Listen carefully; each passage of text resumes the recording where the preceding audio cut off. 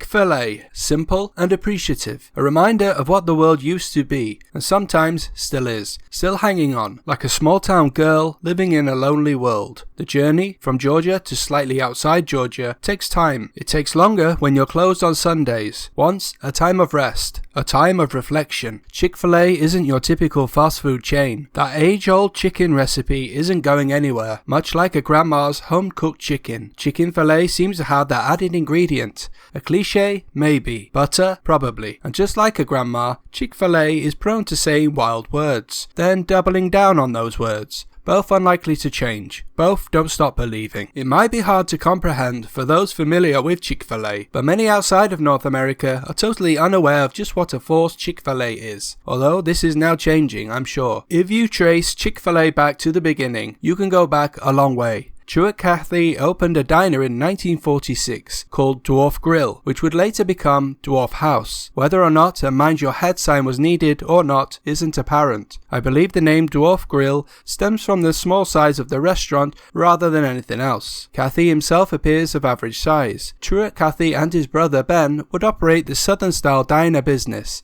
that catered in large part to workers from the Ford assembly plant. The brothers had grown up helping their mother in the boarding house that she ran. Truett recalled that his mother would cook with instinct rather than by recipe, and this included fried chicken among other things. When they opened the Dwarf Grill, their first day sales totaled $58.20, the equivalent of around $830 in today's money. That doesn't seem too bad for a first day, and a restaurant with only 4 tables and 10 stools at the counter. However, this was a 24-hour business, and both brothers would take turns doing 12-hour shifts at the grill, serving regulars from the assembly plant and also the nearby Atlanta airport, but they always had Sunday off, even from the beginning. In 1949, Ben Cathy finished his Saturday shift, and together with his brother Horace, the two of them, both licensed pilots, flew a small plane with the intention of flying to Chattanooga. Their plane crashed near Dalton, Georgia, in a tragedy remarkably similar to what would happen later to the in-and-out Snyder family. Truett Cathy lost both his brothers simultaneously that day. Truett Cathy would buy Ben's share of the business from his wife Eunice, and apparently made sure that both Eunice and Ben's daughter Nancy were taken care of. Truett had lost his 2 brothers and his business partner, but he wasn't alone. His now wife Jeanette stepped up to help in the restaurant, and later his 3 children too. In an ironic twist, it was an airline that would later change the fortunes of Truett Cathy. In the early 1960s, a poultry supplier, poultry as in chicken, not as in small, wondered if Cathy's Dwarf Grill could use the offcuts of skinless chicken breast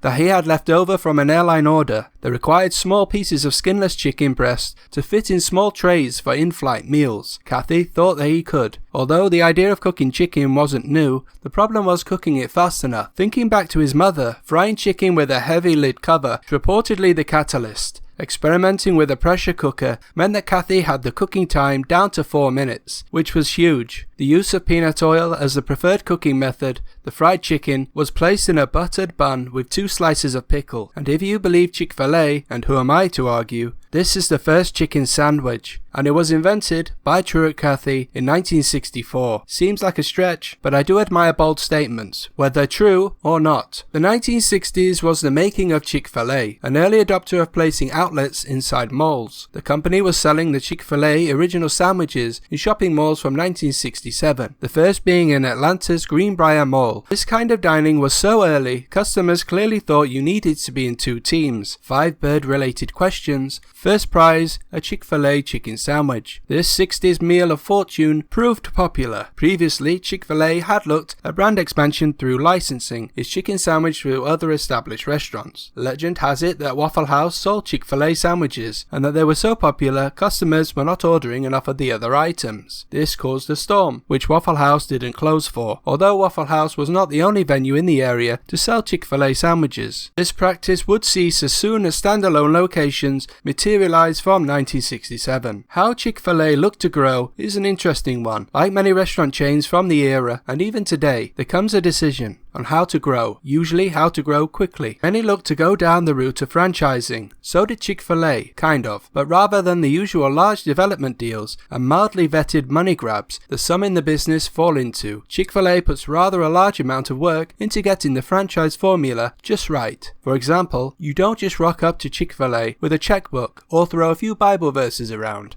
Not going to work. Chick-fil-A goes deep. While headlining quotes that it's easier to be accepted into Harvard than to be accepted as a Chick-fil-A franchisee, which stems from a less than 1% acceptance rate for Chick-fil-A over something like 4.5% for Harvard, this grabs your attention. It is not really relevant or comparable. It's not like many people walk into a Chick-fil-A franchise interview and say, "Do you know who my dad is?" Far from it. Chick-fil-A seems to care very little about wealth, status, or with whom your parents are. In fact, a mere $10,000 is technically all you need to invest to start a Chick-fil-A franchise. When you compare that to the hundreds of thousands, if not millions, needed before you can invest in many similar sized chains, you'll be right in thinking there's a catch. The whole Chick-fil-A franchise process is a long, highly selective process. One reason for this might be obvious, is that you want to get the right person for the job. Seems reasonable. But in addition to this, Chick-fil-A is fond of asking the same interview question over and over again. This question is, why do you want to do this? Now, if you're currently cramming for your Chick-fil-A franchise interview, I wish you well. Allow me to help. Chick-fil-A is reportedly looking for 5 things from its potential owner-operators. These include the 3 C's: character, chemistry, and competence, in addition to entrepreneurial spirit and a growth mindset. I'm guessing that doesn't mean you once started your own basketball team. By asking the same question over and over with the slight variations, why do you want to do this? The intention is to weed out people that say the wrong things, not so much the right words. Like responding, "I don't like working Sundays." "I want to smother myself in Chick-fil-A sauce when nobody else is around." Or worse, "I'm in it for the money." The last one is a no-no. Although if you were successful, you would need to think about money. It's a business. But that's where the competence, entrepreneurial spirit, and growth mindset comes in. Clever Chick-fil-A words. While it might seem like you've walked into any old corporate environment with subjective words, team-building games, and your name handwritten on your chest as an adult, there is a reason people really want to be a part of Chick-fil-A. For starters, don't tell Chick-fil-A this. The Chick-fil-A restaurants make a lot of money. Huge amounts of money. Sales at Chick-fil-A, when adjusted for non-mall locations, open for at least 12 months in the US in 2020, was reported at $7,096,393 on average for each store. If you look at the overall numbers for Chick-fil-A per unit, sales are over $5 million,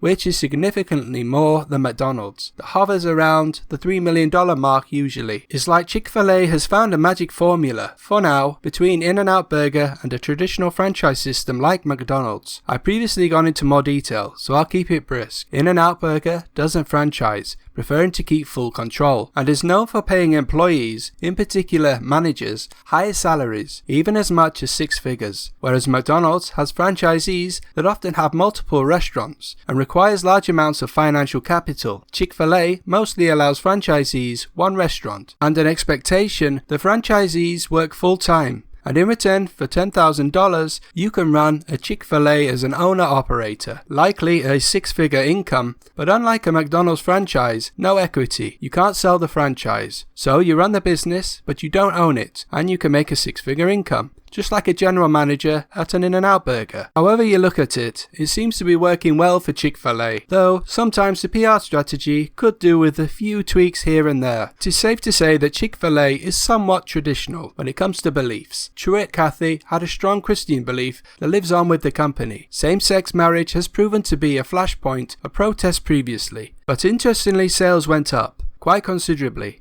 Chick-fil-A growing from $9 billion to $12.8 billion from 2017 to 2020. It has to be the source. If nostalgia for some of that old Chick-fil-A stroke Dwarf house southern dining seems appealing, it is still very much available, part of Truett Cathy's legacy. Half a dozen are scattered around the state of Georgia. They even offer good old-fashioned catering, just like Grandma's cooking, which would be perfect for a small wedding.